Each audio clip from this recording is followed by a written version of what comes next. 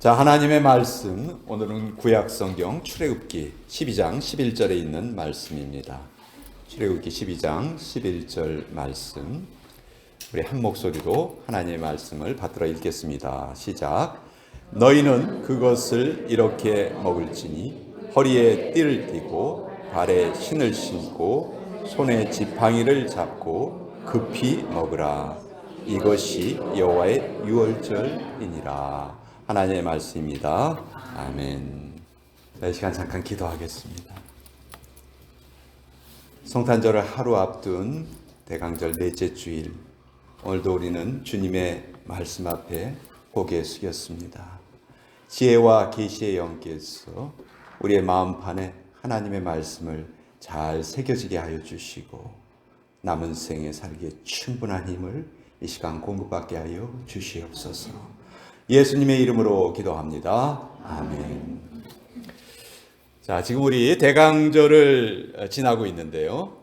대자는 기다린다는 의미죠. 강자는 내려온다는 의미입니다. 그래서 대강절이란 말은 주님이 우리에게 오시는 것을 기다리는 그런 절기라는 뜻입니다.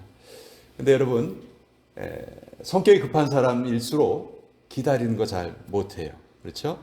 잘 못하는 정도가 아니고 아마 제일 힘들어하는 것이 기다리는 걸 것입니다.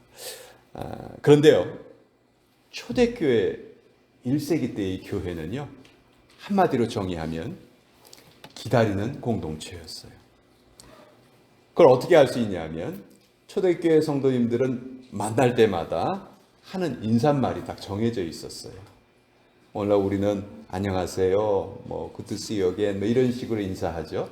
근데 초대교회 성도들은 인사말이 딱 하나 정해져 있었는데, 이 인사말은 아주 유명한 말이고요.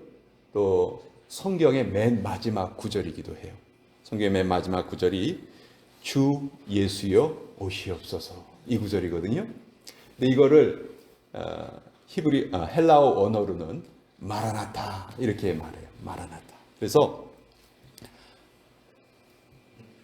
초대교회 성도님들은 만날 때마다 서로 인사한 내용이 마라나타, 이 내용이었어요. 예수님 어서 오시옵소서, 우리가 예수님을 기다리고 있습니다.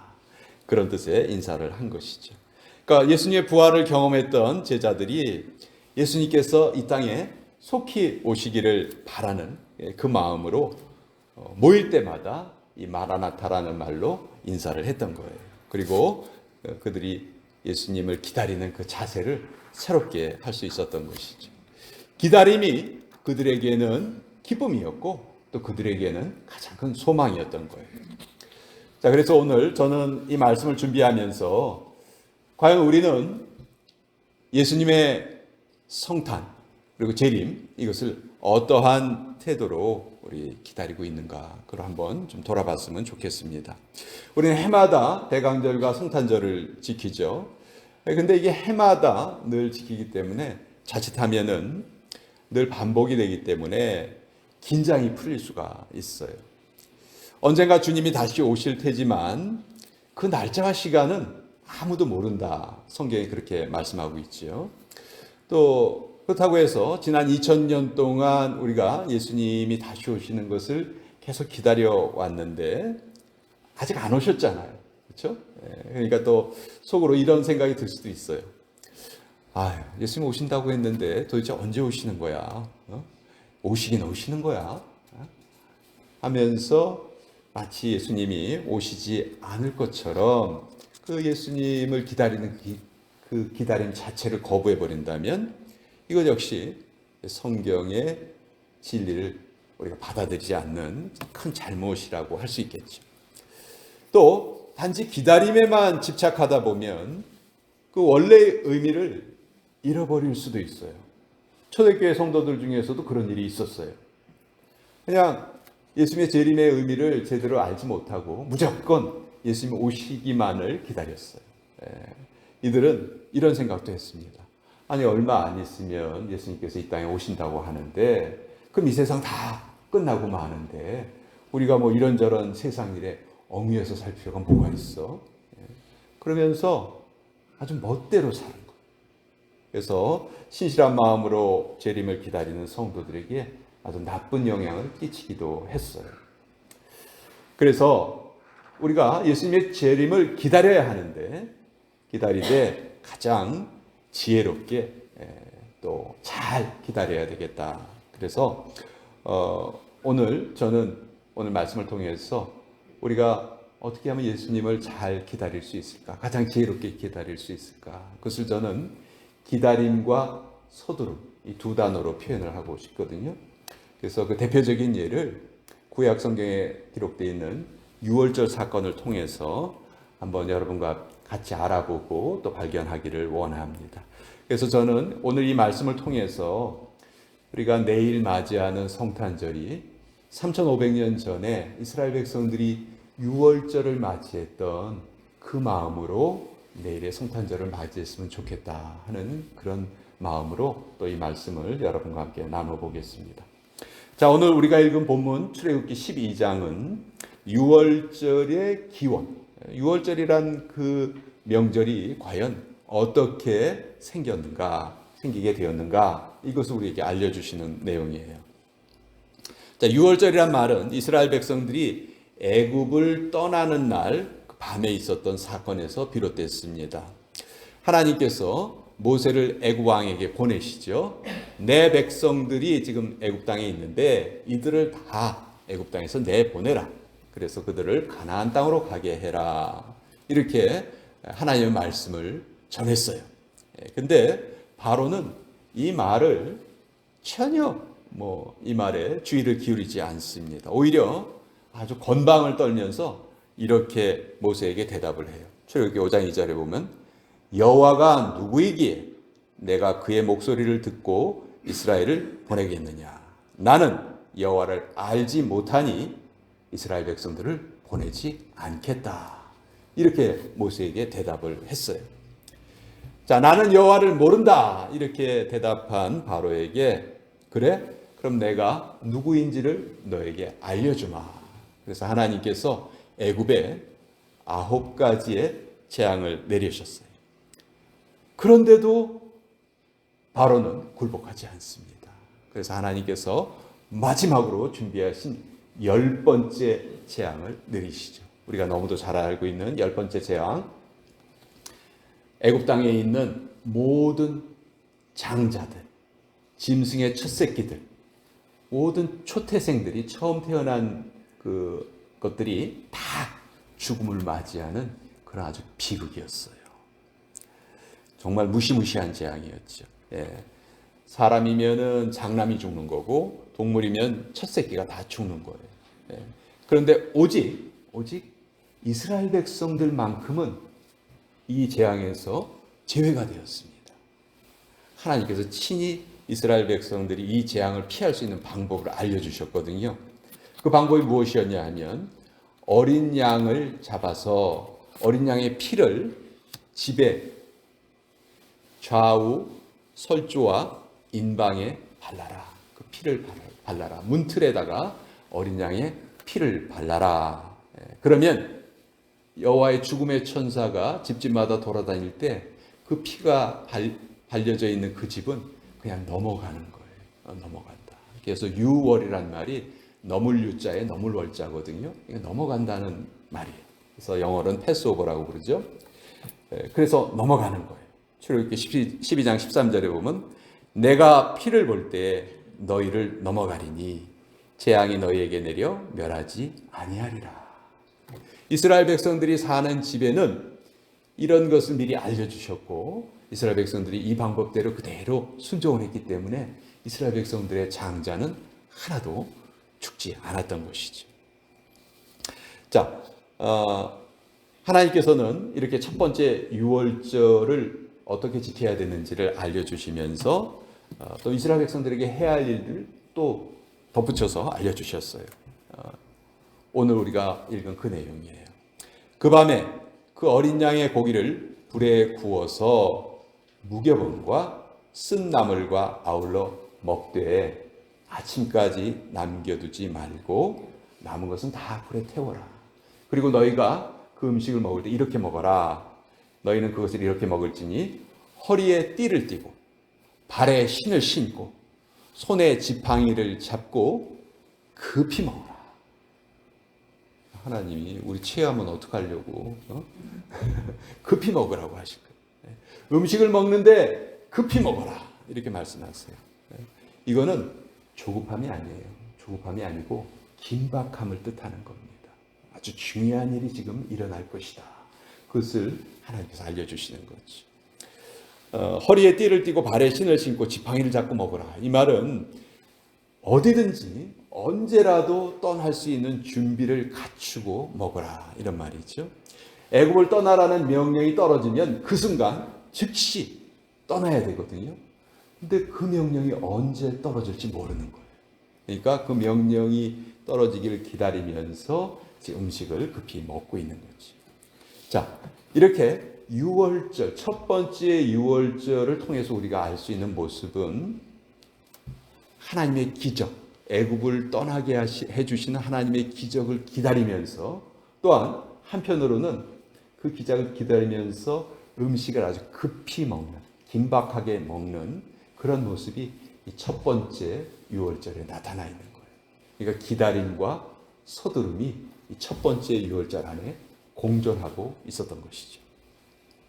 자, 기다림은 물론 하나님의 기적을 기다리는 기다림이에요. 애굽에서 떠나게 해주시는 그 기다림이에요. 그런데 서두름은 무엇입니까? 왜 서두르죠? 무엇을 향한 서두름이죠? 그래서 하나님께서 주시고자 약속하신 그 약속의 땅, 가나안 땅을 가기 위한 서두름이에요. 이건 무슨 의미입니까? 이 기다림과 서두름이 공존해 있다는 건 무슨 의미예요?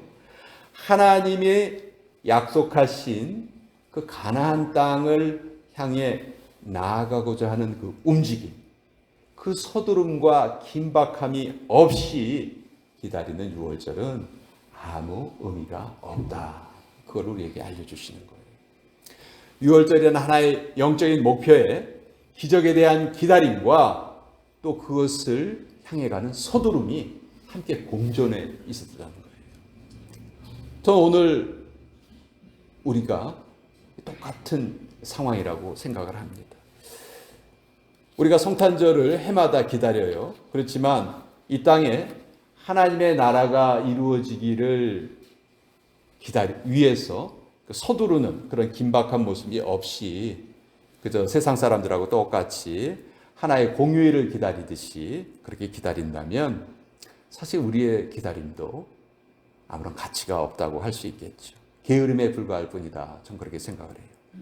의미 없는 기다림, 긴박함 없는 기다림, 목표를 이루기 위한 서두름이 없는 기다림은 우리의 신앙생활을 그냥 막연한 것으로 만들 수밖에 없어요. 그렇지만 우리가 이 첫 번째 유월절에서 이런 긴장과 긴박함과 서두름이 있었다는 것을 깨닫고 그러고 성탄절을 기다린다면 그것은 이 땅에 하나님의 나라를 계속 확장해가는 그런 강력한 우리의 추진력이 될 수 있는 것이죠. 자, 혹시 누가 여러분에게 여보, 당신 도대체 뭐 때문에 삽니까? 당신이 사는 이유가 뭐예요? 혹시 이렇게 묻는다면 여러분 뭐라고 대답을 하시겠습니까? 사실 우리 크리스찬이 해서는 안 되는 못난 답변이 있어요. 아유, 그냥 죽지 못해 살아요. 정말 못난 답변이에요. 그렇죠? 근데 이거보다 더 못난 답변이 있어요. 나 지금 죽고 싶어요. 죽고 싶으니까 나 좀 죽여주세요. 이런 답을 한다면 이건 정말 가장 못난 답변입니다. 만약 여러분이 낳은 자녀가 여러분을 찾아와서 아니 도대체 왜 나를 낳으셨어요? 저 지금 죽고 싶어요. 저 지금 좀 죽여주세요. 그럼 이렇게 여러분에게 말한다면 부모로서 여러분의 마음이 어떻겠어요? 만약 우리가 하나님의 자녀로서 하나님이 우리에게 주신 사명을 제대로 모르고 살아간다면 그것은 차라리 날 죽여주세요 라고 대답하는 것과 전 똑같다고 생각해요. 그럼 내가 이 세상에 사는 사명이 무엇입니까? 아마 우리 각자는 다 받은 사명이 다를 거예요. 그렇지만 누구에게나 공통적인 사명이 있어요. 그 공통적인 사명이 미가서 6장 8절에 기록되어 있습니다. 여호와께서 내게 구하시는 것은 오직 정의를 행하며 인자를 사랑하며 겸손하게 내 하나님과 함께 행하는 것이 아니냐. 겸손히 하나님과 함께하는 삶. 이것이 우리 모두가 다 공통적으로 받은 사명이란 말이에요. 그럼 구체적으로 우리가 어떻게 이 사명을 실천할 수 있을까? 저는 하나님께 질문을 많이 하는 삶이라고 생각해요. 하나님께 질문을 많이 하는 게 우리의 사명이라는 거예요. 어떤 일을 만나든지 무슨 일을 하든지 우리가 늘 하나님 앞에 질문을 하는 거예요. 여러분, 성경 읽어보면 다윗은요, 전쟁을 했다 하면 백전백승이에요. 한 번도 진 적이 없어요. 다윗의 그 비결이 뭘까요? 아주 간단해요. 다윗은 전쟁을 하기 전에 늘 하나님께 여쭤봤어요. 하나님, 이 전쟁을 할까요? 말까요? 하나님께 여쭤봤어요. 하나님이 해라 하면 했고, 하지 말아라 하면 안 했어요. 그러니까 다윗은 하나님이 허락하신 전쟁만 했기에 어떤 전쟁이든지 다 이길 수 있었던 것입니다. 우리도 다윗처럼 하나님께 질문을 많이 해야 한다고 생각을 해요. 그리고 그 질문을 하고 나면 그것으로 끝나는 게 아니죠. 꼭 답변을 들어야 해요. 우리가 하나님께 질문만 하고 답을 안 듣는 경우가 참 많아요. 또 하나님께 그 답을 듣기 위해서 애를 쓰지 않으면 우리가 속으로 어떤 오해를 하기 쉽냐 하면 내 마음속에 바람을 마치 하나님의 응답으로 착각하는 거예요. 우리 기도하면서 내 마음속에 바라는 거 있잖아요. 이런 문제가 있습니다. 속으로는 이게 이렇게 해결됐으면 좋겠다. 이게 다 내 생각이 있다고요. 근데 우리가 하나님의 답변을 그 세미한 음성을 잘 들으려 하지 않으면 그렇게 다 기도해놓고 그래, 마치 내가 내 마음속에 생각하는 것을 하나님이 응답하신 거야 라고 오해할 수 있다는 거죠. 오해는 자유지만 그렇게 오해를 하면요 마음이 편하지 않아요. 그래서 우리는 하나님의 응답을 자세히 들어야 됩니다. 그리고 하나님의 응답을 들으면 그 하나님의 응답은요 늘 우리의 마음을 평안케 해줘요. 내가 이것이 하나님의 응답인가 아닌가를 우리가 체크할 수 있는 좋은 방법 중에 하나예요. 내 마음이 평안하냐 안 하냐. 자, 우리 내일 성탄절을 맞이하는데 공휴일의 하나로 맞이해서는 안 되겠습니다. 3,500년 전에 이스라엘 백성들이 유월절을 맞이했던 바로 그 자세가 회복되었으면 좋겠다.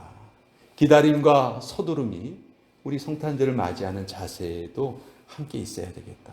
사실 기다림과 서두름은 전혀 어울릴 것 같아 보이지 않는 두 단어예요. 그렇지만 이 두 단어가 우리 대강절을 맞이하는 우리의 자세가 되어야 했다. 예수님께서 다시 오신다고 했으니까 그래 예수님께서 알아서 때가 되면 내가 기다리지 않아도 어련히 알아서 살아오시겠지 나하고 별 상관없는 일이야. 여러분 이렇게 우리가 성탄절을 맞이한다면 그건 정말 잘못이라는 거예요. 서두름이 같이 있어야 돼요. 무엇을 위한 서두름이냐? 하나님의 통치가 내 삶 전체에 완성되는 그 목표를 향한 서두름이에요. 예수님의 죽음이 나의 죽음이라는 것을 깨닫기에 우리는 서둘러야 됩니다. 부풀림 없고 단순하고 정직한 삶을 살기에 우리는 서둘러야 돼요. 또 고난이라는 것이 우리의 삶에 피할 수 없는 것이라는 것을 깨닫고 우리가 하나님 앞에 더욱더 낮아지기에 서둘러야 돼요. 예수님이 내 안에 충만으로 거하시도록 예수님을 남기지 않고 먹을 수 있도록 우리는 또 서둘러야 됩니다.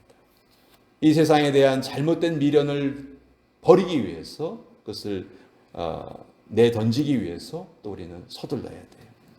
자, 이런 긴박함이 없는 성탄은 아무 의미가 없다. 올해도 그때가 되었구만 하고 생각한다면 우리는 다시 한번 깨달음을 얻어야 될 것입니다. 우리의 삶에 저는 치열함이 꼭 있어야 된다, 그렇게 믿습니다. 저는 한국에 안도현 시인이라는 시인이 있어요. 이 시인의 시를 전 참 좋아해요. 이 시인의 대표적인 시가 너에게 묻는다라는 아주 짧은 시예요. 저는 이 시를 참 좋아합니다. 이 시에 이런 구절이 있어요. 연탄재 함부로 발로 차지 말아라. 너는 누구에게 한 번이라도 뜨거운 사람이었느냐. 저는 이 시글을 아주 좋아하는데요. 저나 여러분이 좀 더 뜨거워졌으면 좋겠다. 주님을 기다리는 것도 막연하게 별 생각 없이 기다리는 것이 아니고 긴박함이 채워져 있는 자세로 그렇게 우리가 성탄절을 맞이하면 좋겠다. 오늘 이 말씀을 여러분께 전합니다. 우리 같이 기도하겠습니다. 아버지, 오늘 우리에게 이 대강절을 맞이하는 자세를 다시 한번 알려주셨습니다. 막연한 기다림이 아닌 실제적인 서두름이 있어야 되겠습니다. 예수님의 죽음이 나의 죽음이라는 것을 깨닫기에 부풀림이 없는 단순하고 정직한 삶을 살기 위해서 또 고난이 피할 수 없는 것이라는 것을 깨닫고 주님 앞에 더 낮아지기에 우리는 서둘러야 되겠습니다. 아버지, 우리 이러한 모습이 각 사람에게 채워질 때 이 교회가 더욱더 뜨거워질 줄 믿습니다. 더 다른 모습으로 성장할 줄 믿습니다. 이 귀한 은혜가 오늘 말씀을 받은 우리 모두에게 계속 임하게 하여 주시옵소서. 예수님의 이름으로 기도합니다. 아멘.